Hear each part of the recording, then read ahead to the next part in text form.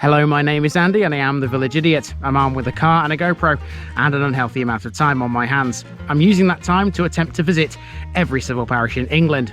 You're watching the East Lindsey series. This is the biggest district in Lincolnshire, containing 188 civil parishes. Without further ado, here's today's offering. Welcome back to East Lindsey, everybody, and welcome to a village which has a railway station, although it's only used on certain occasions, and you'll see what those occasions are at the end of this video. First, we've got to walk around this lovely little place. This is North Thoresby.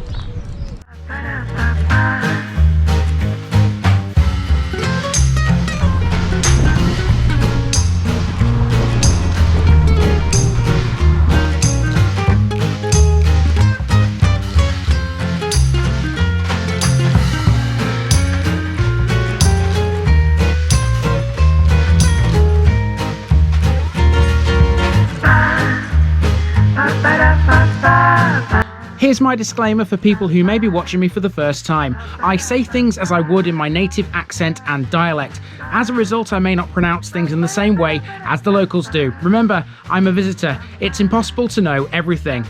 Leave me a comment, spin me a like, and bash that subscribe button. Let's get to today's parish video. Alright, let's keep East Lindsey going. Here we have the biggest one we've done so far in terms of population. This is North Thoresby, which is the next village to the south along the A16 from Grainsby, and it's located around 7.5 miles away from both Grimsby and Louth.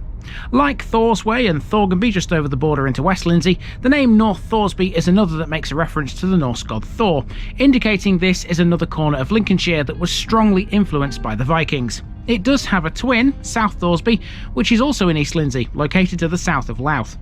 Unlike the last two, this one has much more of a nucleated centre and a lot more landmarks to see. It has some bits of hidden history as well, like for example the tale of a plane crash during World War II. North Thoresby has what's known as an ageing population. More than half of the people who live here are aged above 60. It's not really a surprise either, because there's plenty about this village to attract the retired person. The area around the village is mainly agricultural, and the majority of employed residents work in Grimsby and Louth or in the industries that line the Humber Bank. One of the most well-known features in this one would be its railway station, which isn't your typical one. We'll discover why at the end of this episode. Let's take a walk first though around another lovely Lincolnshire village.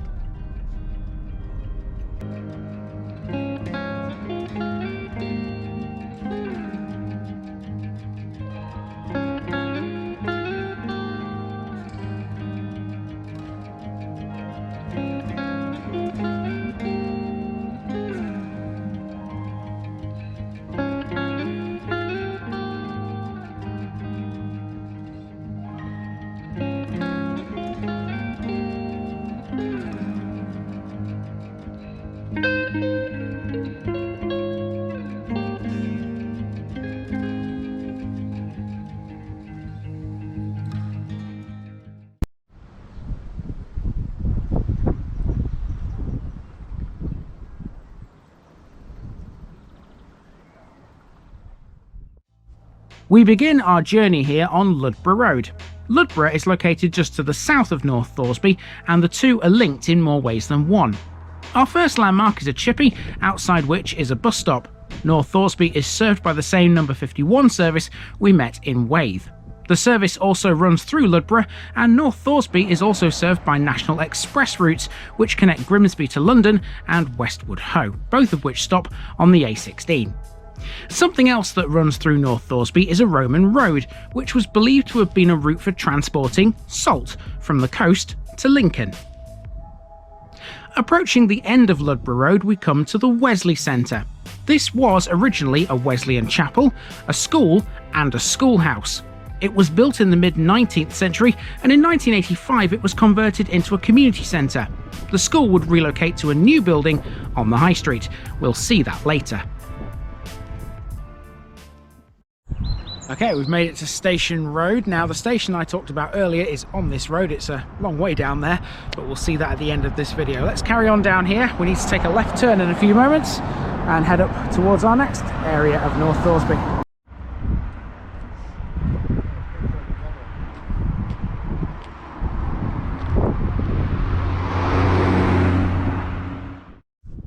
So this is Station Road, which runs for a good half a mile up to the site of the railway station. We're not walking all the way up there though, that's a job for later. Instead, we're now taking a look at one of the handful of housing estates in the village. This is Mulberry Close, which leads to Plumtree Lane and then Old Plumtree Lane. It will take us around in a neat little loop onto Church Lane. We're about to hit an area that's synonymous with the name Mapletoft. Hugh Mapletoft was rector of North Thoresby and his son was Dr. Robert Mapletoft. Born in 1609, he was a Master of Pembroke College, Cambridge and a former Dean of Ely. This block of flats, a retirement complex off Old Plumtree Lane, is named Mapletoft Court, although the village also once had Mapletoft School. It's on Church Lane and it was built, thanks to Robert Mapletoft's will, by the Mapletoft Trust. It closed in 1889. Let's go and find it. Okay, so our next landmark is an old school. Now, obviously I would normally be talking to the camera with it, you know, on this tripod, but this lorry's in the way, so I've kind of got to do it. No, you're all right, mate, it's fine, I can do it freehand.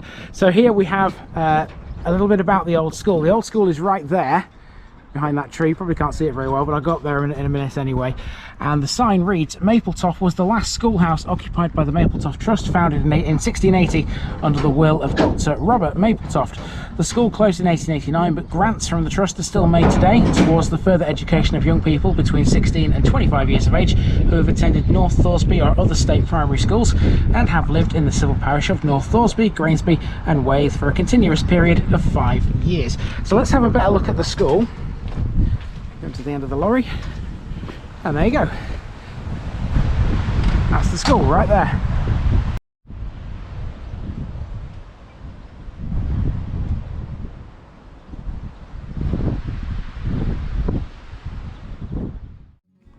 Church Lane now starts to bend to the left. On the bend is the site of the village pinfold. It no longer stands, but there is a board here that marks its location. These cottages on the same corner are almshouses, known as Jubilee Cottages. The date stone you can see on them says 1935, the year that the UK marked the Silver Jubilee of King George V. Almost next door there's a large white house dating from 1836. That's Church Farmhouse, so named because opposite and standing tall over the bend is the church, dedicated to St Helen. This occupies a site where Christian worship has continued for more than 1,000 years.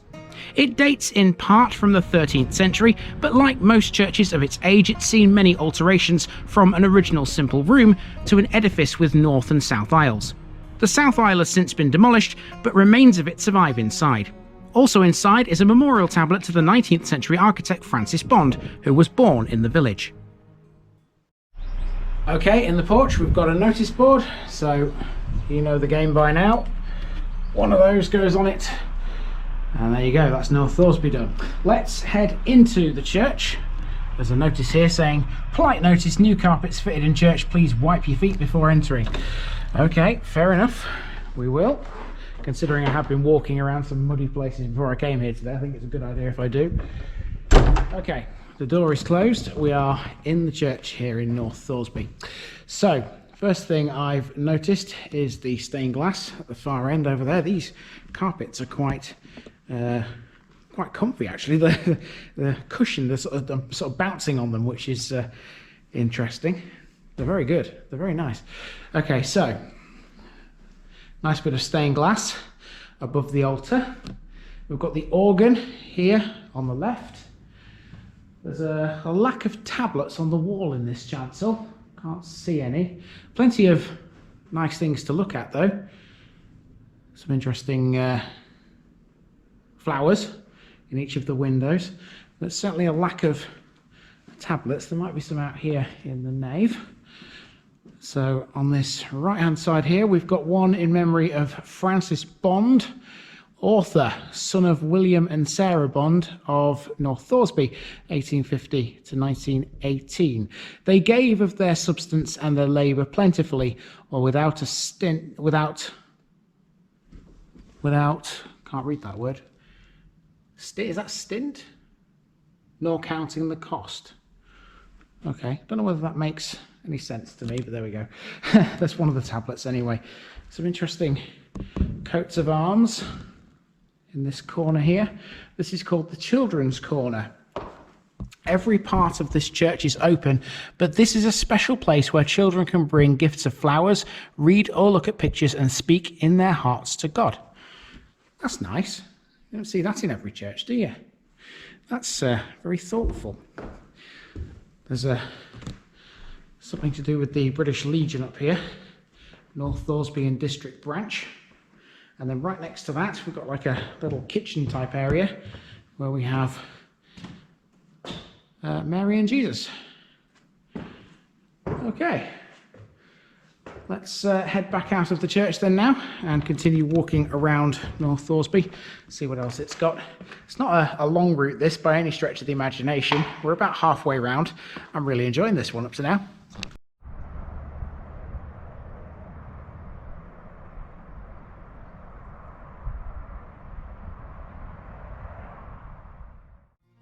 Our next task is to take a diagonal route across the playing field.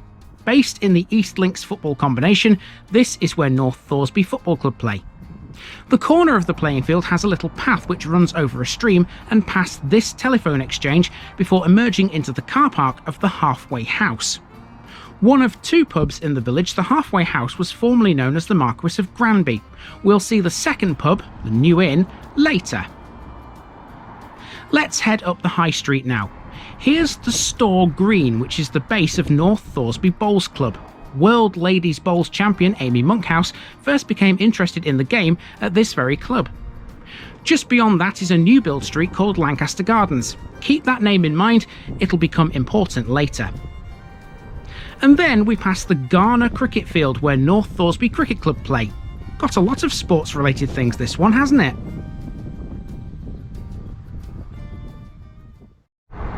Okay, now we're coming into the village centre. If you like your village centres nice and pretty, well, you've come to the right place here in North Thoresby. Let's see what it's got.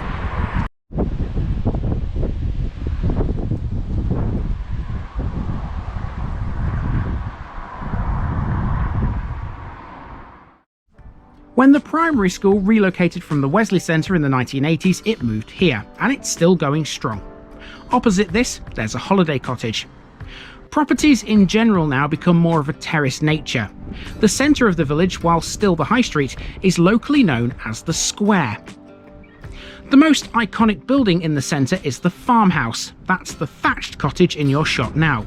Originally of mud and stud construction, it dates way back to 1683. And you can bet it's also a listed building. The shop next door is a McColl's store, which used to be a spa. It can be seen in the background here behind the old red phone box. Then we have the Memorial Garden. The path through this is lined with these tiles showing all kinds of professions, which presumably the village once had. In the centre is a memorial to a Lancaster bomber which in October 1943 crashed in the village during a test flight from RAF Waltham, killing the crew. And also in this garden you've got this metal bird trail which is around North Thoresby. So here is a map of the village with some numbers on it, and it tells you where all the metal birds can be found. So I wonder how many of them I've accidentally walked past and not noticed, because I haven't noticed any of them. So apparently there's one at the New Inn which is close to North Thoresby station, so we'll see if we can catch that one when we go out there. But I haven't seen any, to be honest with you. There should be one here in the Memorial Garden. Whether I can find it. A metal bird. Let's see. Let's have a quick look around, see if we can find it. I'm probably being completely daft and just can't see it, but I cannot see a bird, a metal bird. Tweet, tweet, where are you? Anywhere. It must be here somewhere. Anyway, that's the trail at least anyway, so maybe if you've got better eyesight than me, you can potentially find all those birds. I'm more interested, to be fair, in the memorial in the centre of the garden and all these tiles which I showed you as I walked in. So yeah, very pretty, this village centre. Let's carry on through it. There's just a few more things to see before we bring this one to a close.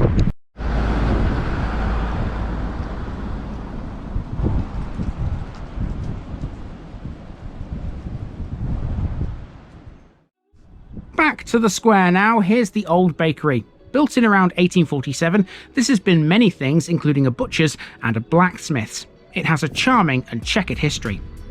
Moving along the square, which runs concurrently with the high street by the way, we have the village hall. This is an excellent local facility for both the community and for private use at £15 an hour. The local history group meet here, as do the parish council, which looks after not only North Thoresby, but also WWII and Grainsby too. There's a handful of other interesting buildings left. One of them is the old post office, which is located a little further along the high street. And then there's a hardware store. Not often we see one of these. This is Thoresby Home Care Centre, which sells a range of DIY, building and home improvement materials. And speaking of care centres, a village of this size isn't complete without some healthcare. This is North Thoresby Surgery, located on Highfield Road. There's a handful of things in the village that weren't on the route. One of them is North Thoresby Fisheries, located on Station Road between the village and neighbouring Marsh Chapel. There are plenty of other fisheries out that way, so this won't be the only time we encounter one of these locally. Next is Lincolnfield Nurseries, which is not a garden centre despite what you might think. Located further down Ludlow Road, it's a family-run business and very popular with the locals. It just grows garden and pot plants, and here's a few examples. There's more on their Facebook page, which I've linked below. And finally, on the A16, there's Bishop's Caravans, another small family-run business with over 30 years combined experience in holiday home ownership. They specialise in ownership of both touring and static caravans for both beginners and the experienced. It's really got it all, this village, hasn't it? Okay, so there's some rain starting to fall now. Hopefully I'm not going to get too wet. This has been a good day up to now, so hopefully I stay dry. There's one last thing to see here in North Thoresby, so hopefully we can get through it before it starts to bucket it down. And that, of course, is the railway station, and that is down Station Road over there. So let's go and find it and talk a bit about it.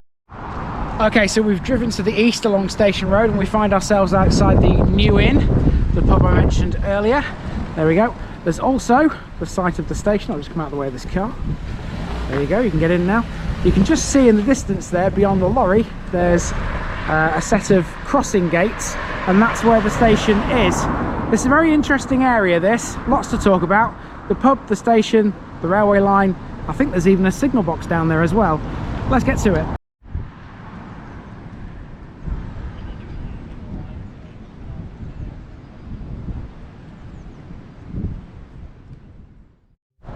The second of the two pubs is the New Inn, which is well regarded for both food and drink. It often gets a lot of trade at weekends and on bank holidays, and that's thanks to North Thoresby railway station. Originally on the East Lincolnshire line, which opened in 1848 and ran between Louth and Grimsby, it closed to passengers in 1970. This is the same line, by the way, that Grainsby Halt, the station which served Grainsby Hall, which we talked about last week, was located on. All freight movement on the line was suspended in 1980, and most of it has now disappeared. However, one small section remains, which was reopened as the Lincolnshire Wolds Heritage Railway in 2009. It runs between North Thoresby and Ludlow, where it's based. It runs steam-hauled passenger trains. Oh, and my bad, by the way, there's no signal box here. I was mistaking it for the old station house. We will be seeing this again, of course, when we hit Ludlow.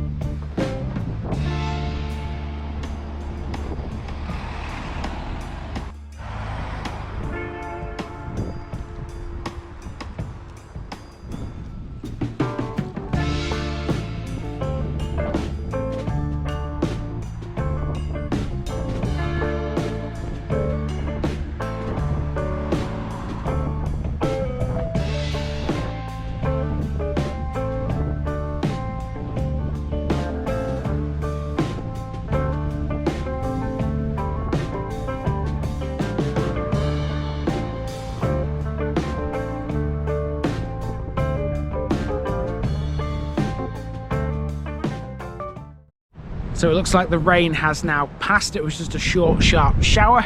It's a good thing I'm not going to get drenched. So there you go. That's been the parish of North Thoresby. I do hope you've enjoyed it. I know I have. It's very unusual to see a railway line like that, isn't it? We don't see very many of them. I think we've only seen a couple of them before in our time doing this. So, you know, there's probably going to be more elsewhere. And it's always good to find them. I always like it when railways are sort of preserved from what they used to be into something new. It keeps them going, keeps them interesting, and keeps people flocking to them. It's sad that so many railway stations have closed, quite frankly. Anyway, I've been Andy, also known as the Village Idiot. This has been the parish of North Thoresby, and I'm out.